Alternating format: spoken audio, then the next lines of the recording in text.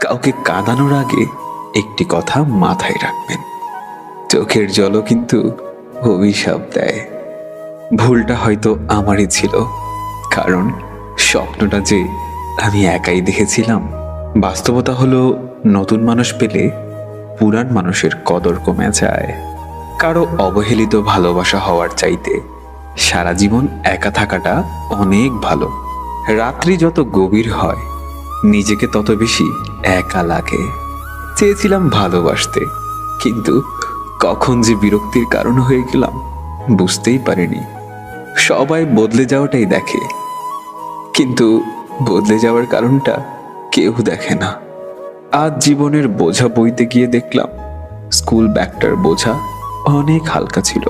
মাঝে মাঝে মনে হয় পৃথিবীর সমস্ত সমস্যার কারণ আমি না থাকলে সবাই ভালো থাকতো।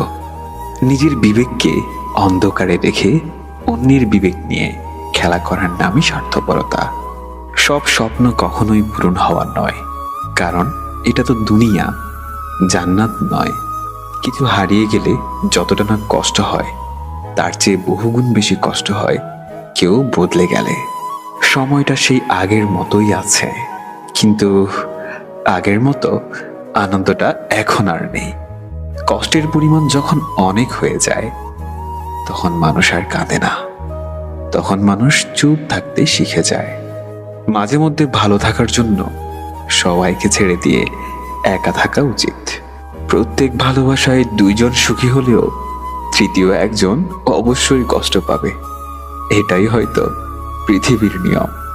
রাত জাগা মানুষগুলো অনেক অসহায়, কারণ তাদের অনুভূতিগুলো তারা কারো কাছে প্রকাশ করতে পারে না।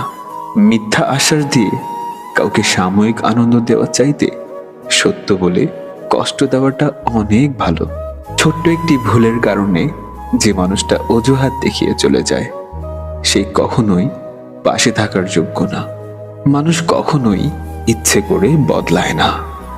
কিছু মানুষের অবহেলা, কিছু স্মৃতি আর কিছু পরিস্থিতি মানুষকে বদলাতে বাধ্য করে। আমি অল্পতেই রাগ করতাম তুমি আমার রাগ ভাঙাবে বলে, কিন্তু তুমি যে আমাকে ভুলে যাবে এটা আমি কখনোই ভাবতে পারিনি। হয়তো আমি সত্যিই ব্যর্থ, কারণ আমি কখনোই তোমাকে বোঝাতে পারিনি তোমাকে কতটা ভালোবেসেছিলাম।